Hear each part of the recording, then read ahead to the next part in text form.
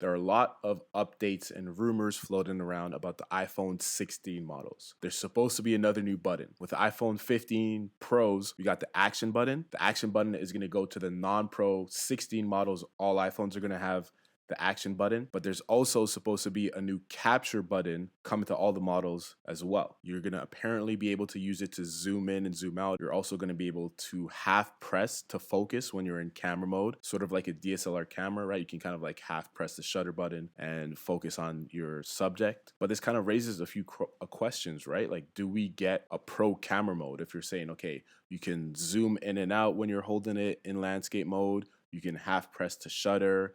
These seem like professional photographer functions or things that they would need. So do we get more selection in terms of like ISO, in terms of aperture, in terms of depth of focus? Do we get more options like that in iPhones? And also, does it only come to the Pro phones? Our last topic, we were talking about the Zenfone 11 and how the death of small phones. Well, the Pro models are also supposed to be getting bigger too.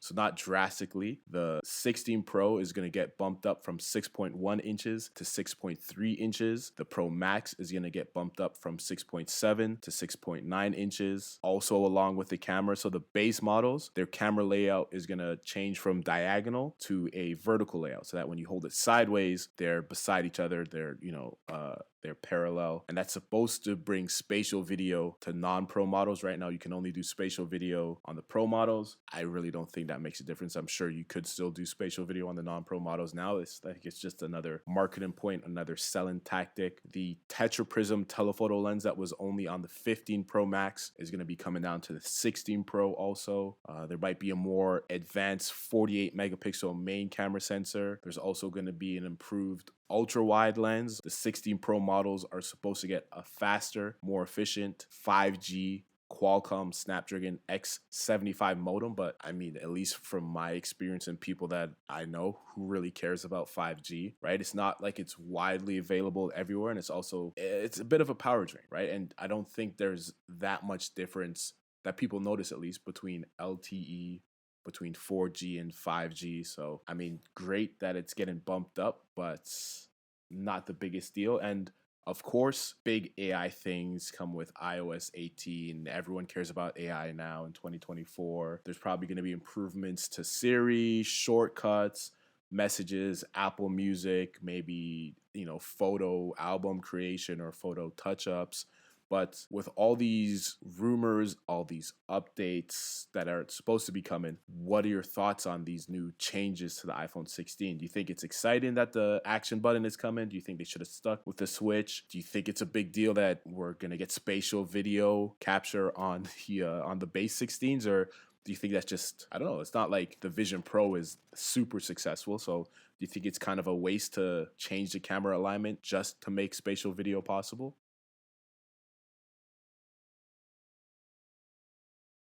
I think even with the 15, with the dynamic island coming to the main model, and once again, not like the dynamic island is anything that revolutionary or that great, but with the dynamic island, the 48 megapixel sensor coming to the non-Pro model, I think with the 15s, there was a lot less to differentiate the non-Pro and the Pro model. Really, it was, well, you get the extra camera, and even from the 15 to the 15 Pro, the telephoto wasn't that great. Like the Pro, you had to go to the Pro Max to get the whole tetraprism telephoto lens, right?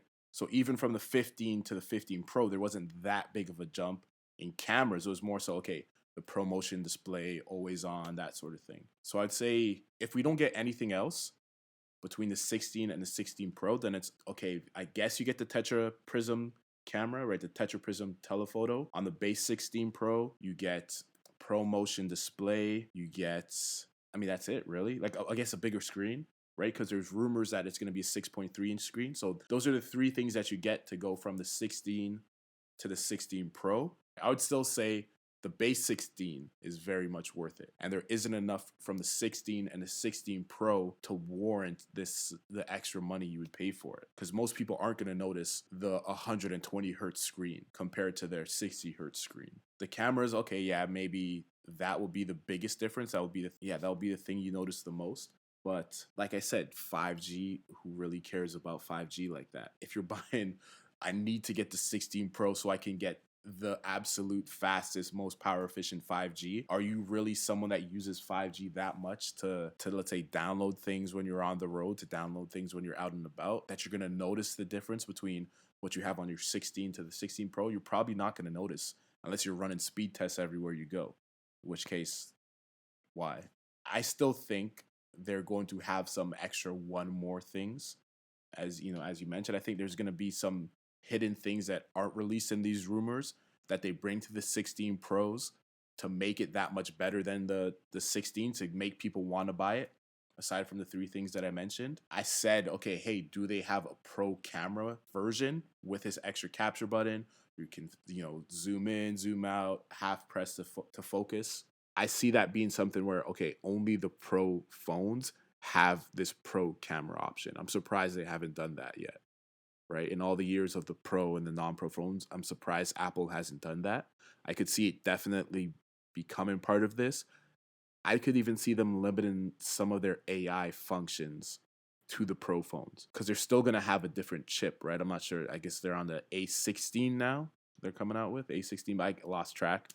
Um, I think they're coming out with the or I think they're coming out with the A17. They're currently on the A16, so I could see, okay, the iPhone 16 gets the A16 chip, the iPhone 17, or sorry, the iPhone 16 Pro and Pro Max get the A17 chip with a new neural engine that allows machine learning and all these extra AI functions. So I think the only thing that would really differentiate the 16 and the 16 Pro is going to be maybe some sort of pro camera function and maybe some sort of AI abilities that the base model doesn't have. That's really, I mean, if we're to believe these rumors, that's what I see Apple doing, to say, okay, if this is why you really have to buy a Pro and this is why you can't get the base model. But what do you think? I mean, like, going from the 15s being pretty similar to the 15 Pros, from the rumors that we've seen so far, do you think the 16 Pros are that much better than the base 16s? And do you think that Apple is going to come out with some extra, I don't know, some extra one more thing, some extra features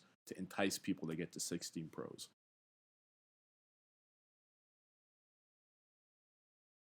I think it's cool. Yeah, it doesn't interest me enough to make it a selling point personally. And I don't, I see it convincing some people.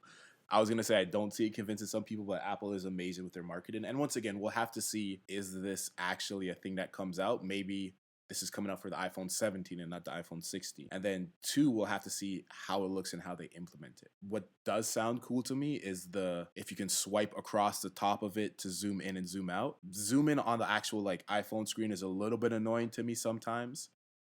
So I could see that being useful. I could see, even if it's like, if dependent, as opposed to swiping on it, if, okay, if you push the right side of the button, you zoom in, left side, you zoom out. If you push in the middle, then you can like half push to focus and then fully push to take the photo. It really just depends how they implement it. I take photos with my phone. Yeah, I take videos. For the most part, pressing the screen isn't that big of a deal to me. And I don't imagine it being that big of a deal to other people. The selling point to me would be if there are pro camera features in terms of, like I said, ISO, aperture, that sort of thing. But other than that, I don't see it being that big of a deal. And if you're someone who cares enough about all of those, like ISO, shutter speed, aperture size, all, if you're someone who cares that much about having control on your iPhone, you probably have an actual like SLR camera or DSLR camera that you carry around with you.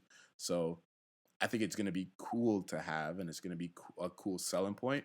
But I don't see it being that game changing and really moving the needle on people saying, I have to get this phone because it has this capture button and because it has these pro functions. That would be. Let me just make sure that I'm even giving the right information. Maybe I could be completely wrong and we're on the A17. No, sorry, maybe I am right and we're on. I'm confused. So yeah, the A17 Pro came out in 2023. So they're coming out with the A18 Pro, and we're on the, yeah, it just doesn't make sense. Apple, come on, get your, like, the phones make sense. Although it would make more sense if you did what Samsung did, and your phone matched the number of year it was, right? Because I think Samsung went from like the S10 and then they jumped to the S20. But it made sense because it's like, okay, the S20 came out in 2020, then 21, 22, 23, 24. We were like, we're coming out with the A16 chip in 2020, or no, we're coming out with the iPhone 16 in 2024, which is gonna have the A18 chip, which like just you control everything. It's not like you're getting your chips from Snapdragon, you're getting this from someone else. Like make it the iPhone 24 with the A24 chip in 2024. And then you'll have people like me getting confused. And if I'm confused, I'm sure there's plenty of other people confused too. Yeah, no one cares really. No one cares. No one notices between pro motion and 60 hertz. I was going to say regular motion.